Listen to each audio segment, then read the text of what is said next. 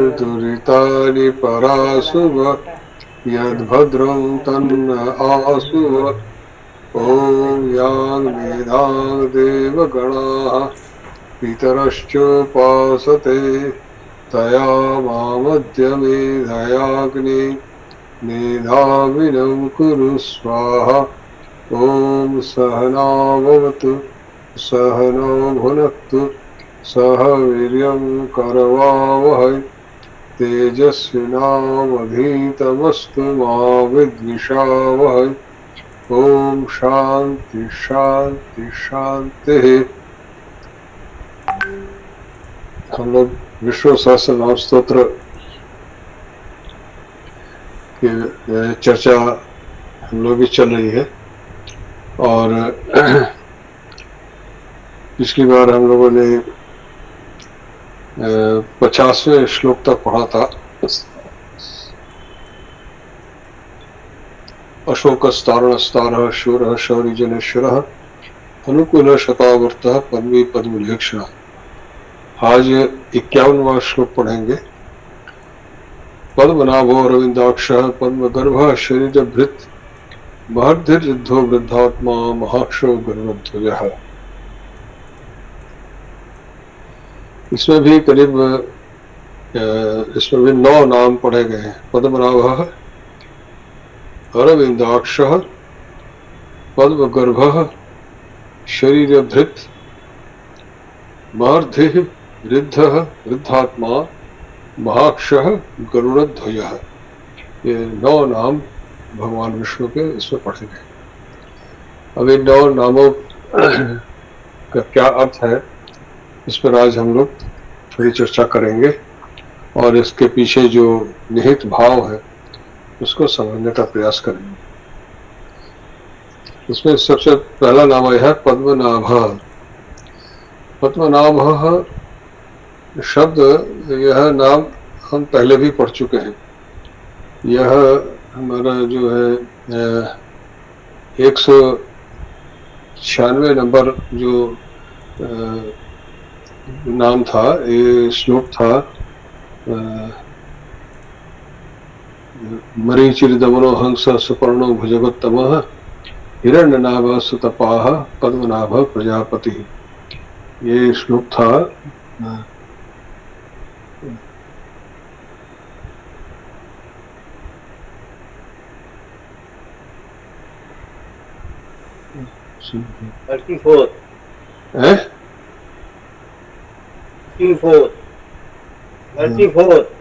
Thirty four ना?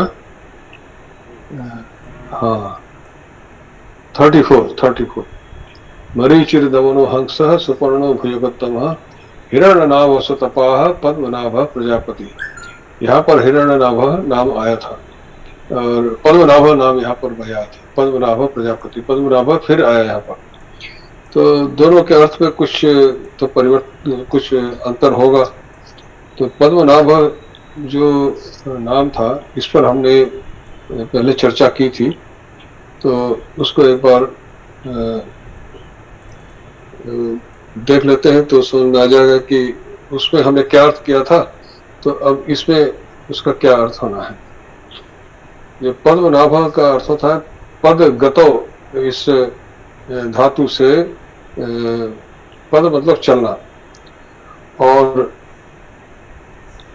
नाभ शब्द है नाभि, अर्थात नह धातु से बांधने अर्थ में यहाँ पर नाभत किया गया था। अर्थात जो नह धातु से, और पद्म शब्द सिद्ध होता है जो ज्ञान अर्थ में। जैसे हम कहते हैं ना, भगवान विष्णु के हाथ में एक कमल का फूल हम देखते हैं, विष्णु के जो चित्र हैं, तो कमल का फूल पद्म, उसको कमल के फूल को पद्म भी कहते हैं संस्कृत में। तो यह ज्ञान का प्रतीक है, क्योंकि पद जो गति, गत्यर्थक धातु है। गति के 3 अर्थ होते हैं, ज्ञान, गमन, प्राप्ति। जैसे किसी के शास्त्र में बहुत अच्छी ज्ञान होता है तो हम कहते हैं ना, इसके शास्त्र में अच्छी गति है।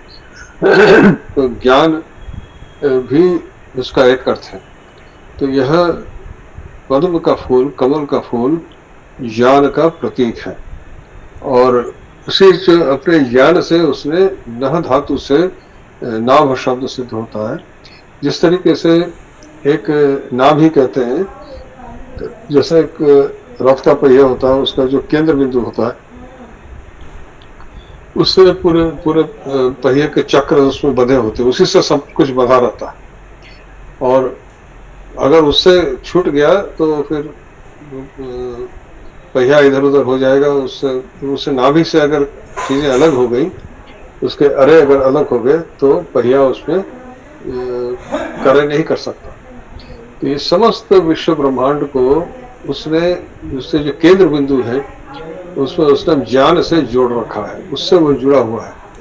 और इसी से पद्मनाभ उनको कहा गया कि उनके नाभि से, अर्थात वो केंद्र बिंदु के रूप में वो है, और उसमें इस विश्व का सब कुछ जो भी इसमें चल रहा है वो उससे जुड़ा हुआ है, उस केंद्र बिंदु से जुड़ा, इसलिए पद्मनाभ उनको कहा गया। अब यहाँ पर क्या अर्थ किया गया है? यहाँ पर तो कुछ अंतर होगा, एक ही नाम दो जगह पढ़ा गया, एक ही अर्थ में तो नहीं हो सकता। यहाँ पर क्या अर्थ किया गया है? तो यहाँ पर भी पद्म का अर्थ तो वही है, जो पद्म का जो कमल का फूल है वही है। पर यहाँ पर यह जो पद्म शब्द का एक जो, जैसे आप देखते हैं ना कि कमल का फूल सूर्य के प्रकाश से खिलता है, फिर संकुचित होता है और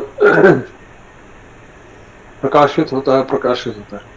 तो जो न भाति इति नाभः, जो इसका अर्थ है कि जो पद्म शब्द विकसित होने से है, और उसका विपरीत अर्थ है नाभ, अर्थात जो प्रकाशित होता है, जैसे दिन और रात।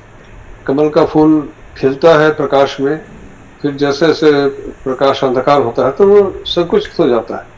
तो समस्त सृष्टि का विकास और उसका संकोच वही जो करने वाले हैं, और विकास हो रहा, संकोच हो रहा है, वही पद्मनाभ है। अर्थात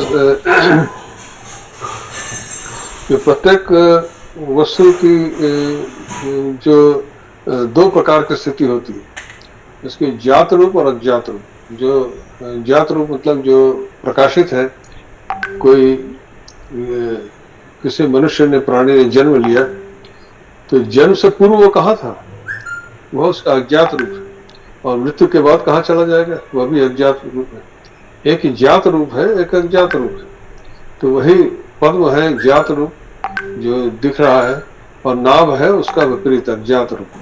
जैसे दिन में सब कुछ हमें दिखाई देता है, रात में अंधकार में हमें कुछ दिखाई नहीं देता। कमल का फूल दिन में विकसित होता है और रात में संकुचित हो जाता है जब प्रकाश। तो यह विकास और संकोच, यह जो विपरीत जो क्रिया है, इसको पद्मनाभ कहा गया है। पद्म मतलब विकसित होना, नाभ मतलब संकुचित होना। तो यह संपूर्ण विश्व इसी प्रकार से चल रहा है। समग्र विश्व सृष्टि एक बार विकसित हो रही है, और उसके बाद प्रलय के समय फिर उसका संकोच हो रहा है। इसके विकास और संकोच की क्रिया संपूर्ण जगत में हर जगह दिखती है, केवल समग्र सृष्टि में ही नहीं, जीव जगत में भी हमको यही दिखता है। एक शिशु ने जन्म लिया, उसके वह बढ़ा, फिर वह मृत्यु का वही संकोच है, मृत्यु का प्राप्त होना वही संकोच है, और फिर जन्म लेता है, फिर विकास होता है, फिर संकोच होता है। ये जन्म मृत्यु का जो यह विकास और संकोच की प्रक्रिया है, ये संपूर्ण ब्रह्मांड में चल रही है। केवल जीव मात्र में नहीं, संपूर्ण विश्व ब्रह्मांड में यह प्रक्रिया है। तो सृष्टि में जो यह प्रक्रिया चल रही है, उसी को पद्मनाभ कहा गया। तो जिनमें यह संपूर्ण यह विकसित होना और संकोच की जो यह क्रिया चल रही है, वह जिसमें निहित है, वह पद्मनाभ। इस प्रकार से पद्मनाभ इनको कहा गया। फिर कह रहे अरविंदाक्ष। अरविंदाक्ष में अक्ष शब्द अच्छा, दूसरा इसमें पद्मनाभ का एक और अर्थ में किया गया है, जो श्री शंकराचार्य ने जो अर्थ किया है कि जो हम कहते हैं ना हृदय कमल, हृदय रूपी कमल, और हृदय रूपी कमल में की नाभि अर्थात उसका केंद्र, कमल का फूल जब खिलता है तो उसका जो केंद्र होता है, तो जो हम कोई भी चित्र देखते हैं ना भगवान का कि कमल के फूल के ऊपर वह खड़े हैं, भगवान विष्णु का भी आप चित्र देखते हैं तो कमल के फूल के ऊपर वो खड़े हैं या उसके ऊपर बैठे हैं, जैसा भी है। तो यह जो कमल का फूल है ये क्या है, इसको हृदय कमल कहा गया है कि जो हृदय स्थान है हमारे शरीर के भीतर, हृदय का मतलब वो जो हम जिसे हार्ट समझते हैं, जो पंपिंग करता है ब्लड का, वो नहीं। हृदय आपके जो सीने का बिल्कुल मध्य बिंदु है और उसी को हृदयाकाश कहते हैं, उसी में जीवात्मा का वास है, ऐसा हमारे उपनिषदों ने कहा है। और वहीं पर उसी को हृदय कमल कहा गया है, कमल के रूप में उसको बताया गया है कि उसको हृदय कमल कहा गया, और उसी में भगवान जीवात्मा के रूप में निवास करते हैं। तो पद्मनाभ अर्थात वो उस हृदय कमल में, उसके नाभि अर्थात उसके केंद्र में वह विराजमान है, इसलिए उनको पद्मनाभ कहा गया। यह इसकी एक दूसरी व्याख्या है। ये दोनों ही व्याख्याएं हैं और अलग अलग आचार्यों ने अपने अपने ढंग से व्याख्याएं की है, और उसको जो दोनों ही अर्थ इसमें घटते हैं। इसलिए जो पद्मनाभ शब्द यह कहा गया है, 2 बार पढ़ा गया है।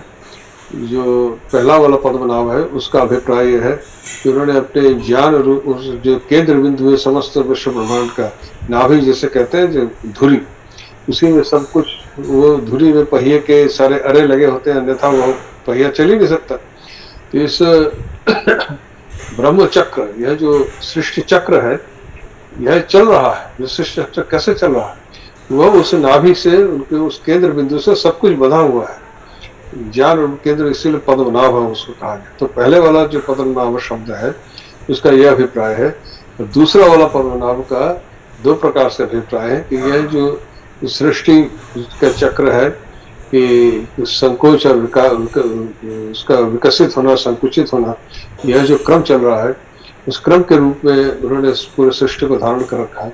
और दूसरा यह है कि हृदय कमल, प्राणी के जो, मनुष्य का जो हृदय कमल जिसे कहते हैं, हृदय आकाश, उसमें जो कमल के रूप में उस हृदय कमल उसको कहते हैं, उसी पे उनका निवास है।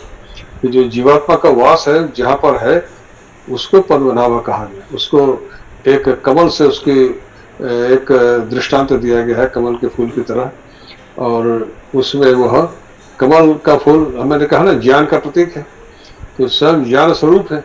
इसलिए उस कमल के फूल पर वो ज्ञान रूप, उस जो हृदय आकाश में जो ज्ञान रूप अर्थात उनका जो स्वस्वरूप है। देखिए, जो हमारे उपनिषद में जो ज्ञान की बात कही गई है वो यही कि अपने स्वरूप को जानना। तो यह जो कमल का फूल जो प्रतीक है ज्ञान का, वो क्यों है कि जो यह हृदय आकाश में जो भगवान को कमल के फूल पे हम देखते हैं कि उनके चित्र जो बने होते हैं, क्या है कि जो उनका स्वरूप है उनको जान लेना ही ज्ञान है। अर्थात हम जो अज्ञान अंधकार में पड़े हैं, उससे निकल करके ज्ञान स्वरूप अर्थात स्वरूप को जान लेना ही, स्वरूप को प्राप्त करना ही ज्ञान है, उसकी अनुभूति कर लेना ही ज्ञान है। और वो अनुभूति को ही कमल के दृष्टांत से दिया गया है कि कमल जिस प्रकार के सूर्य के प्रकाश से खिलता है, प्रकट होता है, तो वह ज्ञान रूप पद्म जो ज्ञान का वह दृष्टांत के रूप में दिया गया है, और उसी में वह विराजमान है, परमात्मा उसी में विराजमान है, क्योंकि वह स्वयं ज्ञान स्वरूप है। इसीलिए हमेशा हम देखते हैं कि जितने भी भगवान के रूप हैं विष्णु के, वह कमल के फूल के ऊपर विराजमान। तो क्यों? क्योंकि वह ज्ञान स्वरूप और वह जीव के भीतर उसके हृदयाकाश में विद्यमान है। तो पद्मनाभ का ये दूसरा अर्थ है। फिर अरविंदाक्ष, अरविंदाक्ष, इसमें अरविंद अक्ष दो शब्द हैं। अरविंद शब्द भी दो शब्दों से मिलकर बना है। तो री री एक धातु है, गति प्राप्त, मतलब गति मतलब चलना, और प्राप्ति दोनों अर्थ है इसके। तो रिच्छति स्वरूप बनता है। तो इसी से अर शब्द भी इसी से सिद्ध होता है, इसी धातु से। और तो अरविंद मतलब क्या है कि जो गति को प्राप्त होता है। और अक्ष मतलब जो एक अक्ष का अर्थ हमने ये भी पहले पढ़ा था कि जिसे आंख जैसे अक्ष के लिए कहा गया है। तो अरविंदाक्ष शब्द में हमने ये पढ़ा था कि अक्ष शब्द को हमने पहले पढ़ा था सहस्राक्ष, ये 226वां हमारा था। यह मर्धो वृद्धा, यह है 200 ये श्लोक है आपका। हमने इसमें सहस्राक्ष सहस्र पाठ पढ़ा था।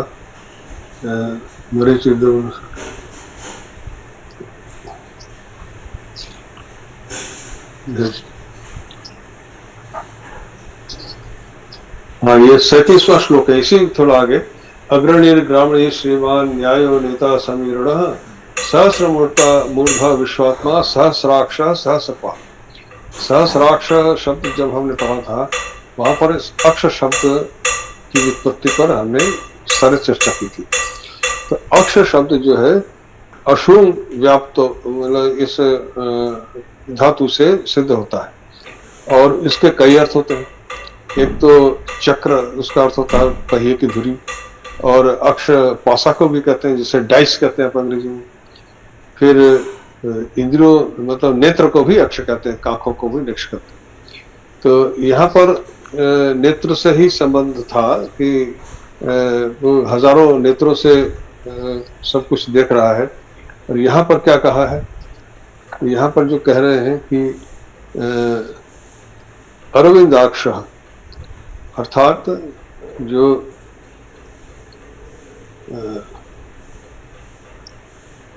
ये इनका अर्थ है कि हाँ, जो अर्थ से मतलब है गति, उस गति को जो प्राप्त करता है। तो यहाँ सूर्य और चंद्र अपने गति में है। कोई भी वस्तु यहाँ ऐसी नहीं है जो गतिशील न हो। तो उस प्राप्ति अर्थ में तो विंदती, अरे विंदली धातु से विंद शब्द मतलब, विंदती मतलब प्राप्त होना। तो वह गति को जो प्राप्त होता है, गति को प्राप्त होता है। और जो अपने गति के धर्म से समग्र जगत को जिसने व्याप्त कर रखा है, अर्थात कोई भी वस्तु, कुछ भी इस विश्व में ऐसा नहीं है जो गतिशील नहीं। दूसरा इसका अर्थ होता है, अरविंद का एक दूसरा अर्थ कमल का फूल भी होता है। तो और कमल के फूल जैसी जिसकी आंखें हैं, वह उसको अरविंदाक्ष कहा है। पर वह अर्थ, उसके भाव को इसलिए नहीं समझा जा सकता क्योंकि अब भगवान कोई मनुष्य की तरह कोई शरीर तो है नहीं कि उनकी आपकी आंखों की कल्पना कर लें कि उनकी बड़ी बड़ी कमल जैसी आंखें हैं। तो इसको कैसे आप कर सकते हैं। तो अरविंदाक्ष का जो अर्थ यहाँ पर अगर हम इस तरह से करेंगे, यह भी अर्थ कुछ व्याख्याकारों ने किया है कि कमल के फूल जैसी जिसकी आंखें। पर कमल के फूल जैसी आंखें किसी मनुष्य के लिए आप एक उपमा दे सकते हैं, पर भगवान की को उसके आंखों से उपमा कैसे दे सकते हैं। तो यहाँ पर उसको उपमा इस तरह से दी गई है कि आपने पहले भी पढ़ा कि चंद्र और सूर्य, गीता में भी कहा गया चंद्र सूर्य शशि सूर्य, तो चंद्र और सूर्य को उनकी आंखें कहा गया। जैसे विश्व रूप दर्शन में आया है ना कि उनके शशि सूर्य, सूर्य और चंद्रमा तुम्हारी की तरह तुम्हारी आंखें। तो सूर्य और चंद्रमा को आंखें क्यों कहा गया? क्योंकि वो हम देखते हैं कि सूर्य का प्रकाश जब किसी वस्तु पर पड़ता है तभी हमें कोई चीज दिखती है। तो वह सूर्य के प्रकाश के माध्यम से वही सब कुछ देख रहा है। देखने वाला भीतर बैठा है।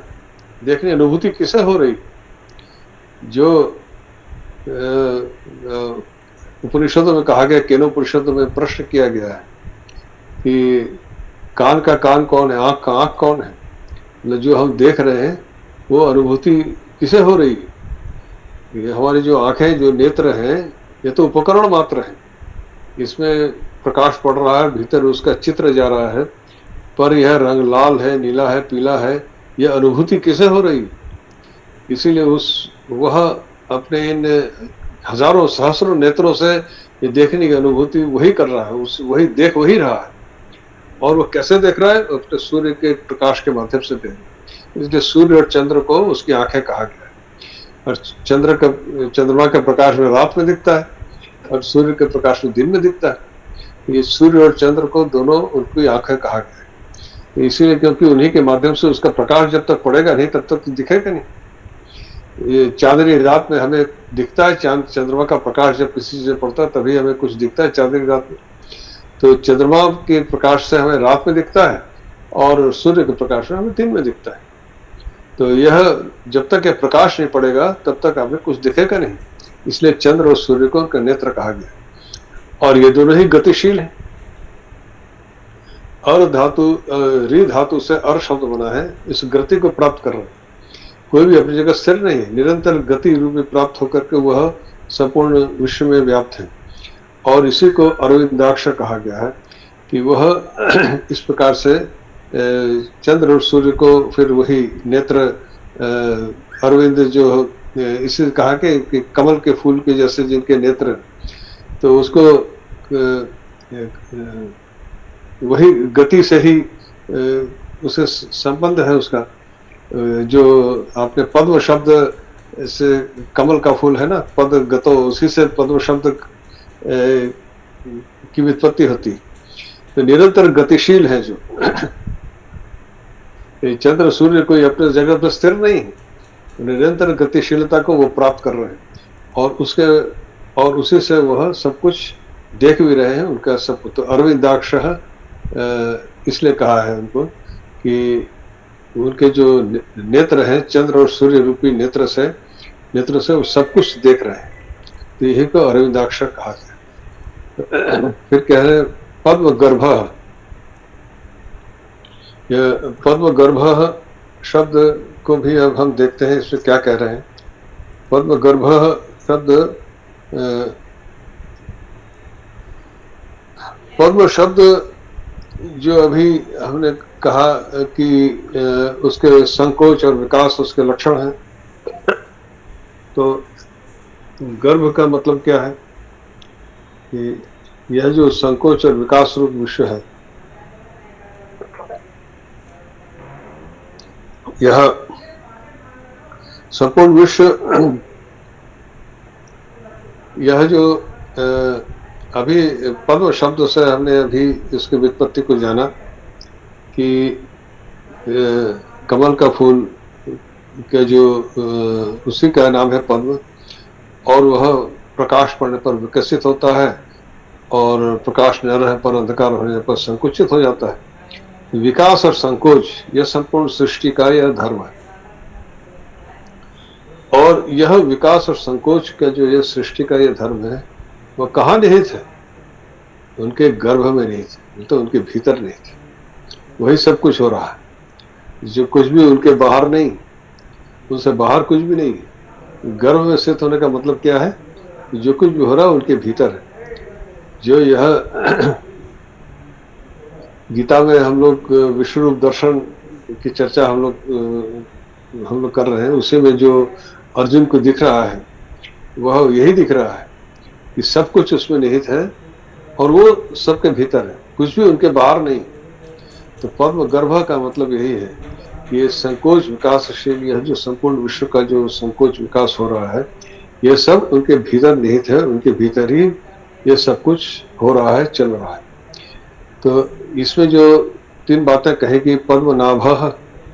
पद्मनाभ का अर्थ हमने क्या समझा कि जो यही संकोच और विकास की बात इसमें नभ शब्द से यही पद्मनाभ पद्मगर्भ। पद्मनाभ का यही अर्थ है कि जो विकास होता है और संकोच होना है, कि जो प्रकाश में कमल का फूल विकसित होता है और नाभ शब्द उसका विपरीत है। तो वही यहाँ पर इसका अर्थ बनता है। तो जो एक जो नाभि शब्द है वह तो पहले वाले अर्थ पद्मनाभ में हम देखा है। यहाँ पर जो अर्थ है वह संकोच और विकास से इसका अभिप्राय है, और उसी को यहाँ कहा गया है कि पद्म गर्भ। वहाँ तो और उसी वही जो पद्म है उसके जो संकोच विकासशील उसका जो धर्म है वह उसके गर्भ में है, अर्थात उसके भीतर है, उसके भीतर विद्यमान, उसके भीतर ही सब कुछ हो रहा है। यह जो पद्मनाभ पद्म गर्भ अरविंदाक्ष ये सब चीजें जो कही गई हैं, ये सब उस संपूर्ण ब्रह्मांड सृष्टि विष्णु के लिए कहा गया, क्योंकि वो ज्ञान स्वरूप है। वही सब कुछ देख रहे हैं, वही सब कुछ अनुभव कर रहे हैं, सारी अनुभूति उसी पे हो रही। हम जो हमारे जो देह बुद्धि है, देखिए सब कुछ इसका जो निकल के आता है अभिप्राय वो यही है कि हमारे भीतर जो अहम बुद्धि है वह अहम बुद्धि एक भ्रम है। यह अहम बुद्धि के कारण हम समझते हैं कि मैं देख रहा हूँ, मैं सुखी हूँ, मैं दुखी हूँ, मैं सुन रहा हूँ। तो यह मैं सुन रहा हूँ, मैं देख रहा हूँ, यह मैं है कौन?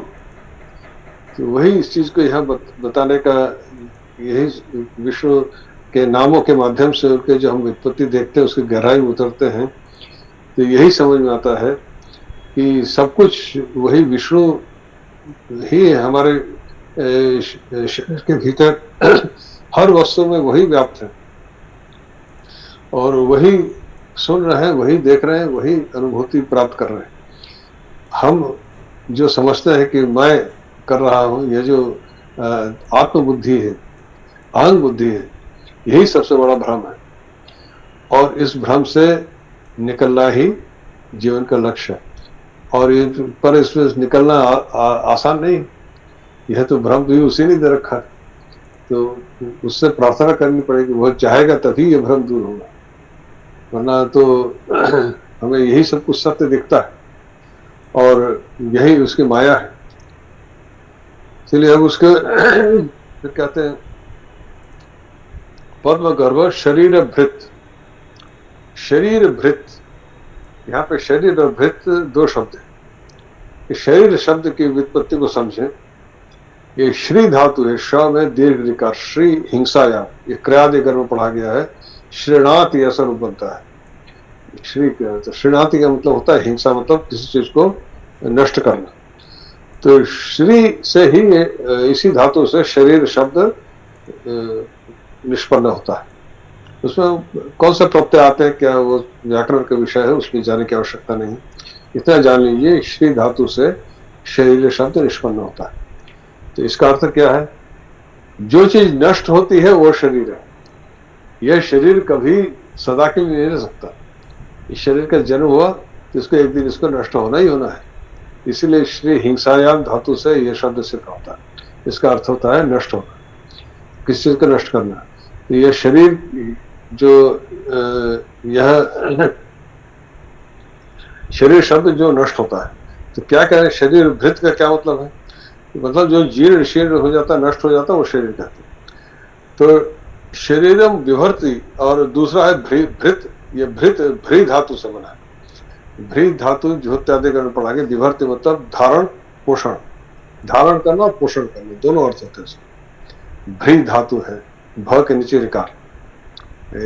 ये जुहोत्यादि गण जो लोग व्याकरण पढ़ते हैं समझ सकते हैं, जुहोत्यादि गण पढ़ा गया है। विभर्ति इसका रूप बनता है।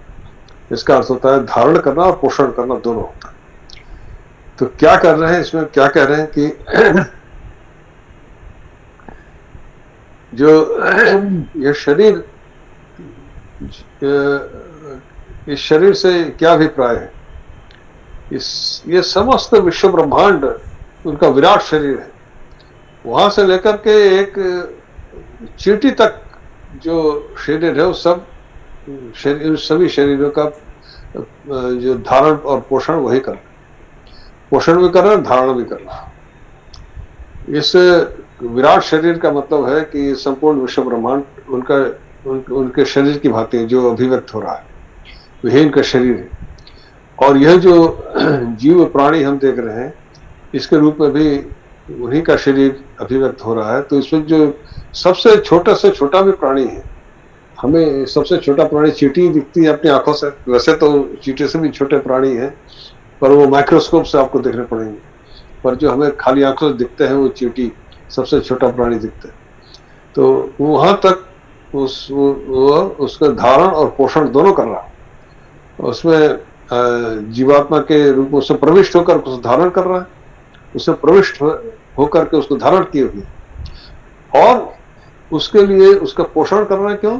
कैसे? कि जो भी जीव इस संसार में है, उनके पोषण के लिए जो भी आवश्यक है उसकी व्यवस्था भी उसी ने कर रखी है।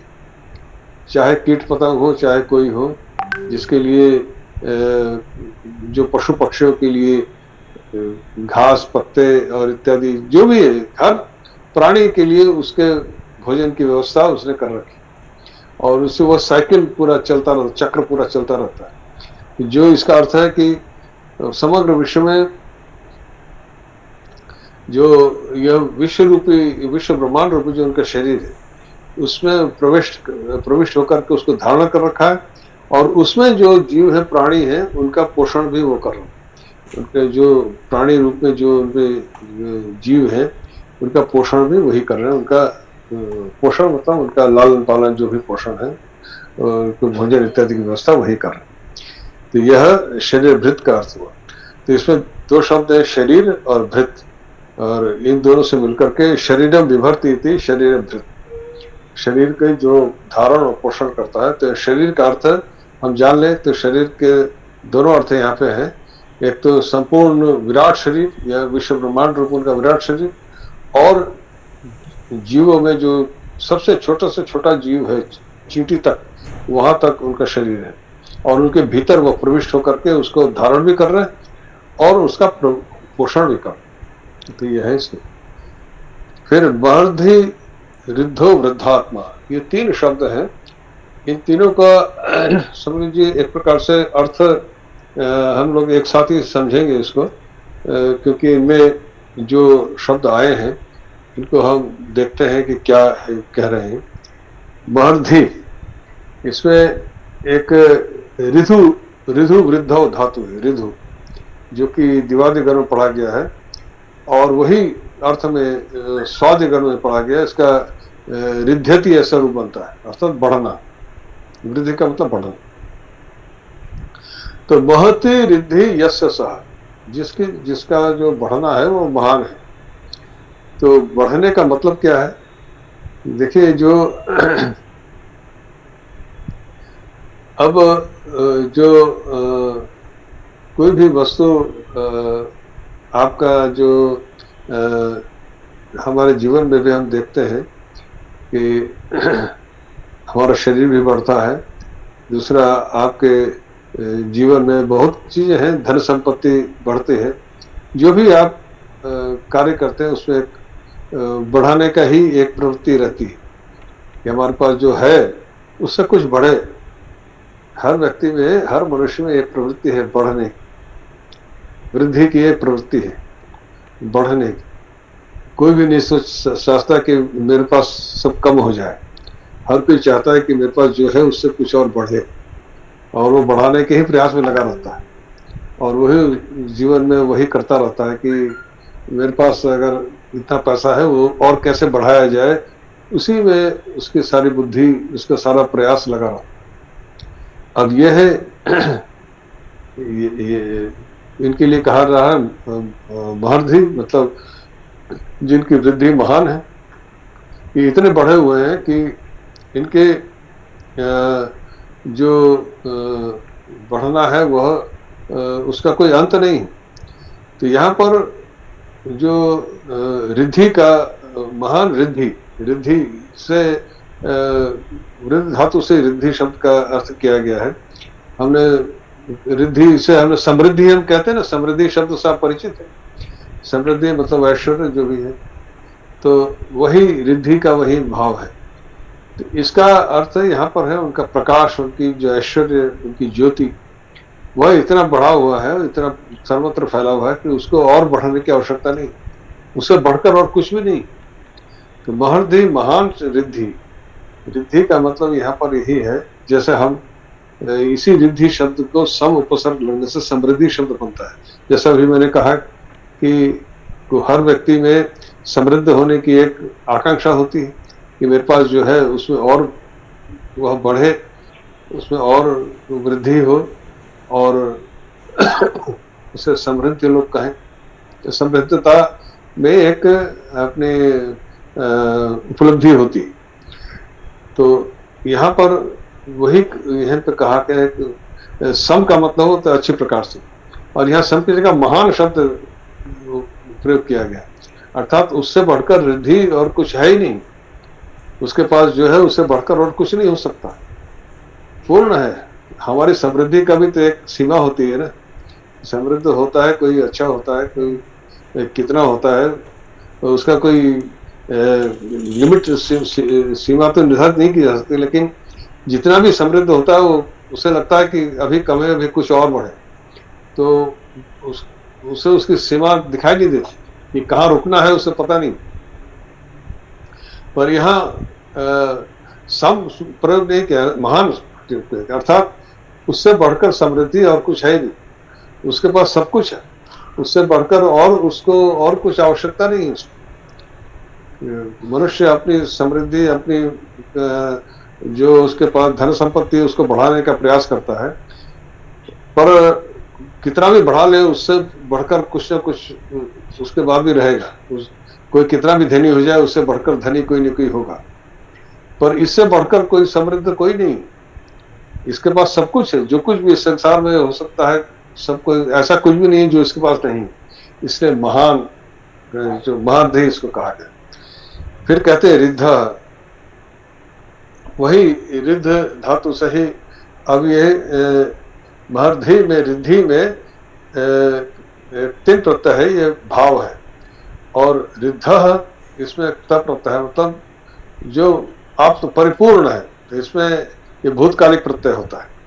तो रिद्ध का वही धातु वही है और अर्थ भी वही है। रिद्ध धातु से दोनों ही शब्द बने हैं, रिद्धि और रिद्ध दोनों ही शब्द उस एक ही धातु से निष्पन्न होते हैं, पर दोनों के अर्थ में क्या अंतर है कि महर्धि जो हमने कहा कि रिद्धि समृद्धि जो शब्द है कि वह उसके उससे अधिक और कुछ नहीं हो सकता। तो रिद्ध का मतलब है कि आप्त काम, मतलब उसे और कुछ चाहिए नहीं, उसके सब कुछ है, सब कुछ उसमें हो चुका है, अब और कुछ होने को बाकी नहीं रह गया।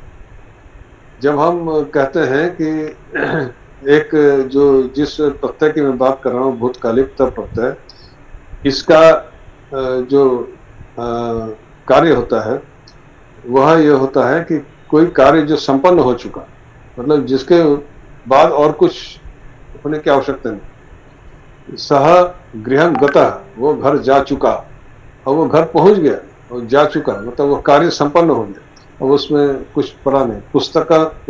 पुस्तकम पठितम, पुस्तक पढ़ ली गई और उसको पढ़ने के लिए कुछ बचा नहीं। तो यही है, तो रिद्ध का मतलब यही है कि उसका जो बढ़ाव है वह पूरा हो चुका, और उसके बाद और बढ़ाने के लिए कुछ बचा नहीं। पूर्ण आप्त काम जिसे कहते हैं, हमें मनुष्य की इच्छाओं का कभी अंत नहीं होता। वह उसकी इच्छाएं, उसको जितना भी प्राप्त हो जाए उसको और प्राप्त होने की इच्छा रहती, पर इसको और कुछ प्राप्त करने की आवश्यकता नहीं। उसके पास जो कुछ है सब कुछ उसको प्राप्त हो चुका है।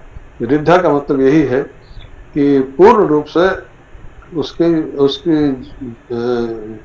जो भी रिद्धि हो सकती थी सब कुछ हो चुका है, अब उसमें और कुछ होने के लिए बचा नहीं, सब कुछ उसको प्राप्त है। और उसमें कुछ प्राप्ति के लिए कुछ बचा नहीं। संसार में हमारे पास जो अप्राप्त है उसी को हम प्राप्त करना चाहते हैं, उसके लिए अप्राप्त कुछ भी नहीं। तो इसीलिए इसको वृद्धा कहा गया कि उनके लिए अप्राप्त कुछ भी नहीं, पूर्ण रूप से आप तो काम जिसे कहते हैं उनके लिए प्राप्त करने के लिए कुछ बचा नहीं। फिर कहते हैं वृद्धात्मा। वृद्धात्मा, अब वृद्ध धातु, यह वृद्धु एक धातु है, वृद्ध, यह भी इसका भी अर्थ है वृद्ध, वृद्धि मतलब बढ़ना। तो हम अपने लौकिक जीवन में वृद्ध किसे कहते हैं? जो शरीर से बूढ़ा हो गया, तो बूढ़ा होने का मतलब क्या है? उसका जो वय है, मतलब जिसको उम्र है, एज जिसे कहते हैं, वह जिसकी ज्यादा है उसी को वृद्ध कहते हैं। शरीर का तो परिणति है, जैसे जैसे वय बढ़ती है, वय बढ़ता है। वय मैं इसलिए कह रहा हूं कि हिंदी में हम आयु शब्द का प्रयोग करते हैं, पर आयु और वय में एक अंतर है। आयु का मतलब होता है कि जीवन, लाइफ स्पैन जिसे कहते हैं, स्पैन ऑफ योर लाइफ। आप कहते हैं दीर्घायु भव, आशीर्वाद करते हैं कि आपकी आयु लंबी हो। अर्थात किसी की अगर 100 वर्ष की आयु है, आयु का मतलब 100 वर्ष की आयु है, तो मतलब वो 100 वर्ष वो जिएगा, तो उसको आयु कहते हैं। कितने वर्ष उसको जीना है उसको आयु कहते हैं। तो हम जो कहते हैं तुम्हारी आयु कितने हो, गलत प्रयोग है। उसको संस्कृत में वय कहते हैं, वयस। वय का मतलब होता है एज, जिसे इंग्लिश में आप कहते हैं एज, या उर्दू भाषा में उम्र जिसे कहते हैं, एज। तो एज शब्द, आयु और एज समार्थक नहीं। आयु का मतलब है स्पैन ऑफ योर लाइफ, और एज का मतलब है वय, कि आप कितने वर्ष उम्र हो गई, आपकी एज कितनी हो गई। तो यहां पर वृद्ध किसे कहते हैं? जिसकी एज अधिक होगी, जिसकी एज बहुत बढ़ गई, वह वृद्ध कहलाता है। तो वृद्धात्मा, वृद्धा आत्मा यस्य सः, जिसके आत्मा की जो एज है, वय है, बहुत अधिक है, मतलब बहुत पुराना है। मतलब उसको कितना पुराना है किसी को पता नहीं, क्योंकि हम जो वृद्ध जिसे कहते हैं, बड़े बूढ़े होते हैं ना घर में, उनको हम बहुत सम्मान करते हैं कि क्योंकि उनकी जो एज है ज्यादा है उनके। तो अब इसकी एज क्या है? तो वृद्धात्मा कह रहे हैं कि इसकी एज क्या है, किसी को पता नहीं, क्योंकि ये तो सदा से विद्यमान है। ये कब उत्पन्न हुए, कैसे उत्पन्न हुए, किसी ने नहीं पता, स्वयंभू। ये तो न किसको इनके आदि का पता है न अंत का पता है। तो जो इसलिए वृद्धात्मा सबसे पुरातन है। पुरातन आत्मा यस्य सः, मतलब जिसने सबसे पुराने होने से, मतलब इनसे पुराना कोई नहीं, इनसे वृद्ध, मतलब इनसे आयु में इनसे बड़ा, जो हम कहते हैं आयु में सबसे बड़ा होता है, मतलब जिसका वय जिसका अधिक होता है उसी को हम वृद्ध कहते हैं। जो सबसे बड़े आपके घर में होते हैं उनको सबसे बड़ा, सबसे अधिक सम्मान आप उन्हें करते हैं, क्योंकि वह अपने एज में, अपने वय में सबसे बड़े हैं। तो यह इनसे बड़ा कौन है? क्योंकि इनसे अधिक एज किसी की नहीं, किसी को पता नहीं ये कब उत्पन्न हुए थे, इनसे बढ़कर एज किसी को नहीं। तो वृद्धात्मा सबसे पुरातन, जिनकी आत्मा सबसे पुरातन है, जो सबसे पुरातन है और जो सबसे पुराने हैं वही। शरीर का तो यह परिणति, पर वो शरीर के भीतर जो जीवात्मा है वह कितने सालों से, कितने वर्षों से इस शरीर में टिका हुआ है, वही उसका वय कहलाता है। कि शरीर का तो परिणति है, शिशु काल से वह युवा बना, फिर वृद्ध हुआ, यह शरीर की परिणति हो रही, पर उसके भीतर जो जीवात्मा है वह तो परिवर्तित नहीं हो रहा है। आपका नाम सुरेश था, सतीश था, बचपन में भी आप स्कूल में जब पढ़ते थे तब भी सतीश थे, जब नौकरी की तब भी सतीश है, रिटायर हो गए तब भी सतीश है, इसमें तो कोई परिवर्तन हुआ नहीं ना। तो वह तो आपके भीतर वही है।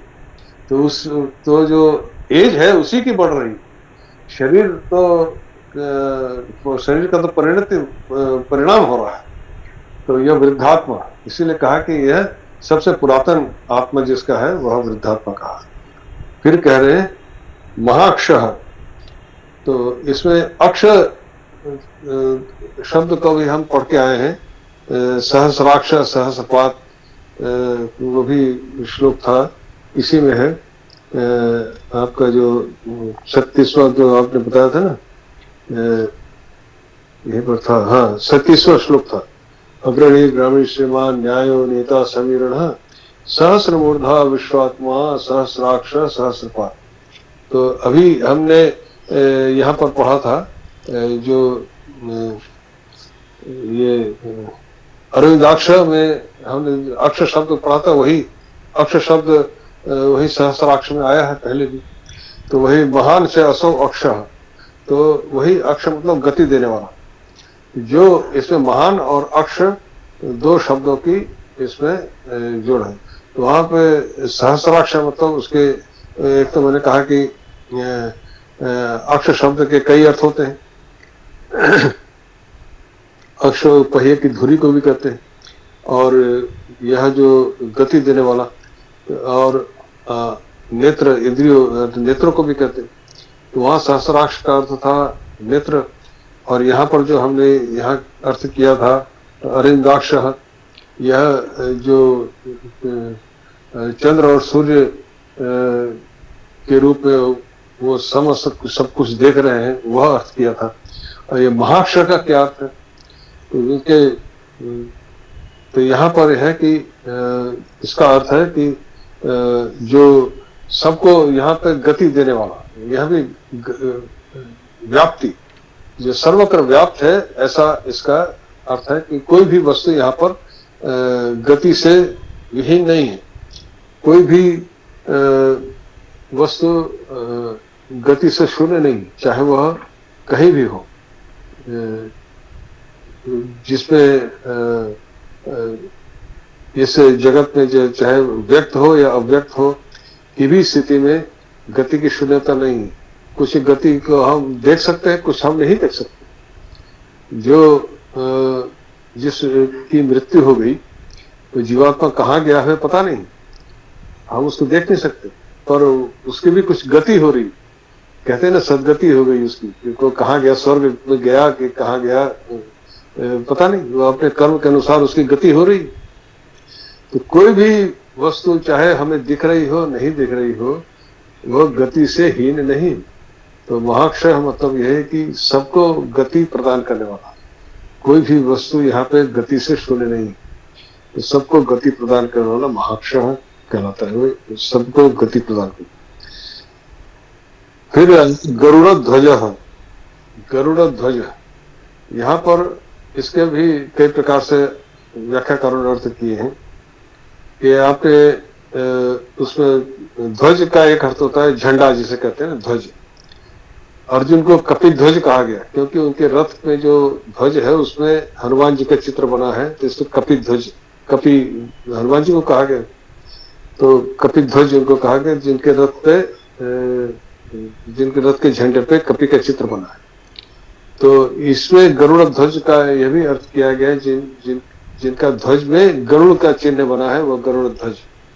पर भगवान कोई योद्धा तो नहीं अर्जुन की तरह कि रथ में चल रहे हो, उनके रथ पे ध्वजा टंगी हो और उसमें चित्र बना हो गरुड़ का। तो गरुड़ शब्द की व्युत्पत्ति को समझे तब यह इसका अर्थ समझ में आएगा। ग्री निगरणे धातु, जिसका अर्थ होता है निगलना है, ग्री निगरणे, और गिरती ऐसा रूप बनता है उसका, तुदादिगण में पढ़ा गया गिरती ऐसा रूप, उसका अर्थ निगल। तो और ध्वज भी एक धातु है। देखिए कोई भी शब्द किसी न किसी धातु से उत्पन्न होता है। ध्वज भी एक धातु है जिसका अर्थ होता है गति। गत्यर्थक इतने धातु हैं संस्कृत में गति अर्थ वाले, जिनका आप गिनती करें तो पता नहीं कितने होंगे। ये पद से तो हमने देखा ही पद्म शब्द निकला, ये ध्वज शब्द भी गत्यर्थक, इसका भी अर्थ है गति, ध्वजति ऐसा रूप होता है। तो क्या है कि गरुड़ च असौ ध्वज इति गरुड़ ध्वज, अर्थात जो अपने निगरण मतलब निगलना, और गति रूप धर्म से समस्त जगह व्याप्त है। निगलने का मतलब क्या है? किस चीज को वह जैसे समस्त निगलने का अभिप्राय यही है, और गति देने का अभिप्राय यही है कि जो हमें सृष्टि जब दृष्टिगोचर है तो सब कुछ गतिशील हमें दिख रहा है। जब सृष्टि का समाप्त हो गया वही निगलना होगा। सृष्टि को समाप्त किया अर्थात तो उसको निगल लिया, वो उसके भीतर चला गया, और वहां भी उसकी गति है, वो गति शून्य नहीं। तो यह निगरण अभिप्राय है। निगरण और गति दोनों प्रदान करने वाला जो इस निगरण और गति रूप उनका जो धर्म है, उससे उन्होंने समस्त विश्व को व्याप्त है और सर्वत्र वह गति प्रदान कर रहे हैं। जब तक यह सृष्टि हमें दिख रही है वह गतिशील है, और जब उसको निगल लिया और सृष्टि समाप्त हो गई और हमें सृष्टि दिख नहीं रही, तो वह भी उनके भीतर समाहित है, उसको भी हमें वो दिख नहीं रही।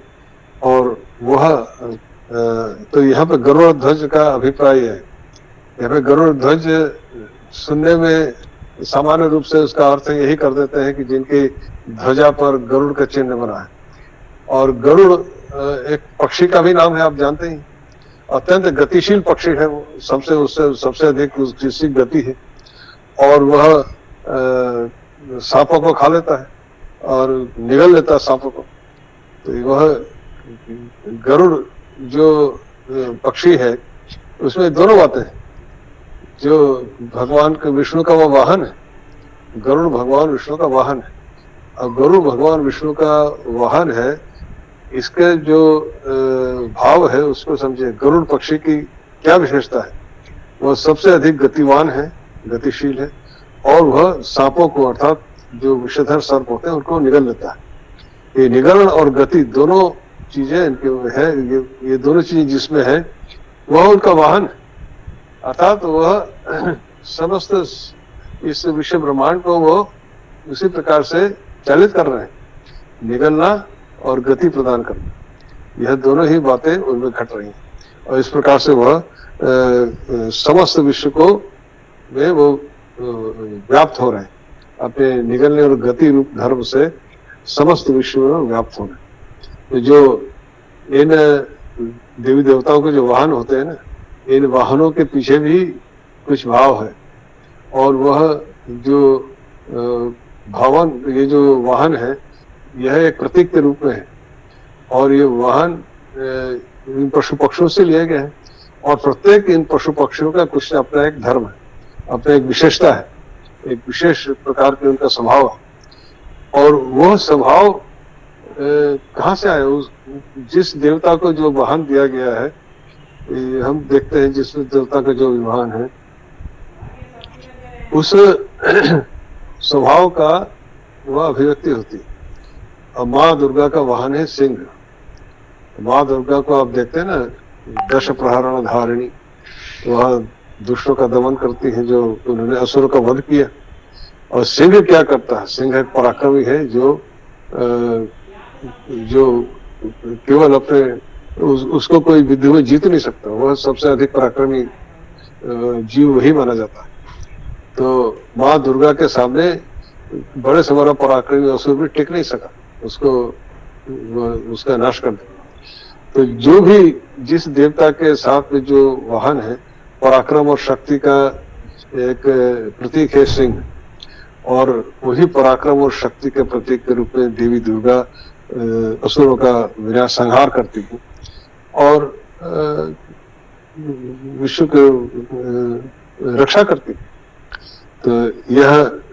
तो जितने भी यह जो वाहन है देवी देवताओं के लिए, जो वाहन हम देखते हैं, उनके पीछे भी कोई न कोई भाव है जो उन्हीं के साथ जुड़े हुए, और उस जो वाहन का जो स्वभाव है वही समझ लीजिए वह प्रतिफलित हो रहा है।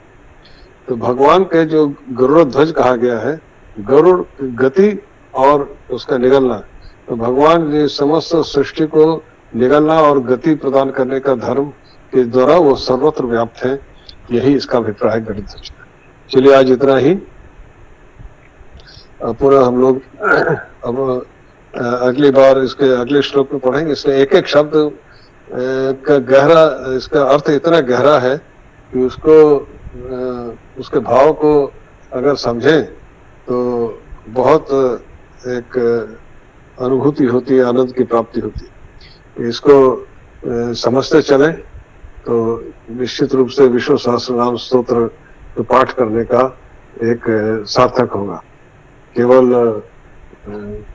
पाठ करने पर उसके अर्थ के भाव को समझते हुए जब पाठ करेंगे तो उसका एक अलग एक चित्त पर प्रभाव पड़ता है। चलिए आज इतना ही, और रविवार को हमारी गीता कक्षा होगी, फिर अगले बृहस्पतिवार को पुनः विष्णु कक्षा में तुरंत। माधुरी शांति पाठ। जी आचार्य, शांति पाठ।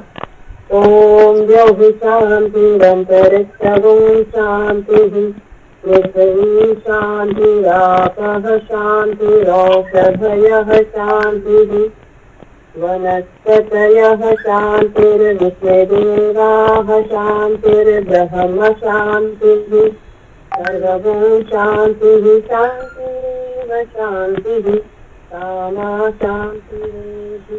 ओम शांति शांति शांति। नमो नमः आचार्य, नमो।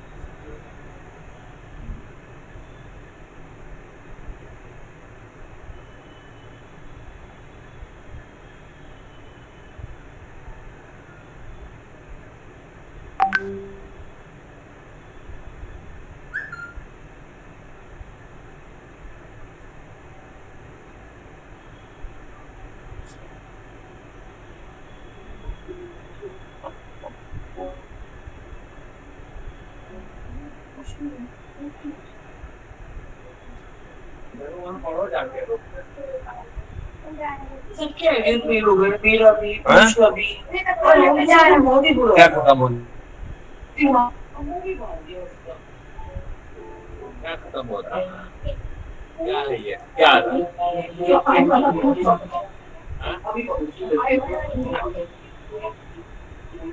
अब शुरू में दिमाग